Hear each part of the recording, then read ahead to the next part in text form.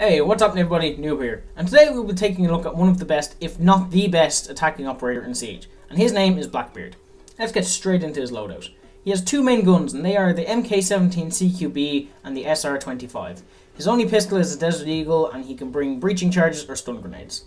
Personally, I recommend using the MK17 as it is a slow firing automatic rifle, but the SR25 is viable as well if you prefer semi-auto guns. On the MK17, I use an ACOG sight, a muzzle brake, a grip, and no laser sight. The gun is amazing overall, but it only has 20 bullets in the mag. Now you might think 20 bullets is a lot, but you will find yourself reloading very often or taking out your pistol. For the SR25, I'd also recommend using an ACOG sight and a grip. Laser sight is depending on preference, and when it comes down to it as well, a muzzle brake or a flash hider, again it is entirely down to your preference. The SR25 also holds 20 bullets in the mag. As for the Desert Eagle, you may only put a laser sight on the gun, so that's down to preference. The pistol hits extremely hard but has a very high recoil on it as well. You will find yourself using it very often, especially when you're using the MK17, so it is a good idea to learn how to use it properly and manage its recoil.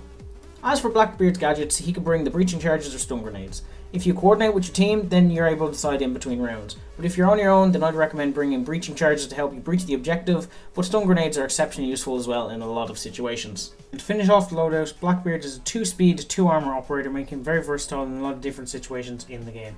Now, what makes Blackbeard such a good attacking operator? It's his special ability. He's able to equip a rifle-mounted shield that will protect his head and shoulders when he's aiming down sight.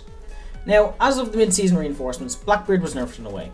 His shield went down from having 800 health to having only 150 health. However, he now has 2 shields instead of 1, totaling 300 health. He is able to cycle through both of his shields by simply taking them off and re-equipping them. Now, you may think that his shields losing so much health is a huge nerf and a turn off from Blackbeard, but to me he seems to be in a much better place now.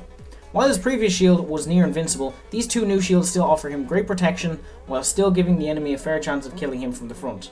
If you're able to peek Blackbeard and get a few shots into the shield without dying, then I'd consider that a huge win, as Blackbeard will have to either back off and swap shields or hold his position in a weakened state from your previous peek. Blackbeard's entire playstyle has always been to lock down angles and hallways and to be a strong attacker. This may lead to him becoming greedy and not giving up his angle. However, he is exceptionally strong when he is able to hide his lower body behind a desk, a wall or a window, as all you can shoot then is his head and shoulders, which are protected by his shields.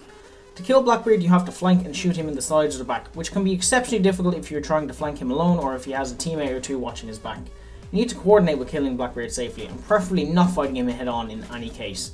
You may also be thinking about nitro cells or impact grenades, but you have to remember, Blackbeard isn't hip firing a pistol trying to kill you like Blitz or Montaigne.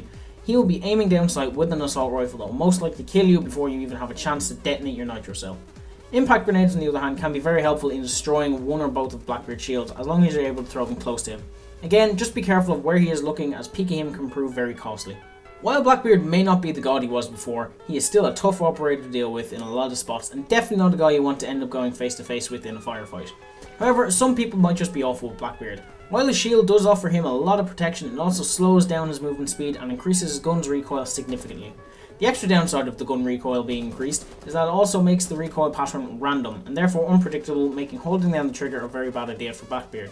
But it is still viable as a shield offers him protection while he swings the gun back onto you. So the only real way that Blackbeard will lose a firefight is by being terrible and not aiming correctly or getting flanked. It's also a good idea to play aggressively with Blackbeard, especially at the start of the round.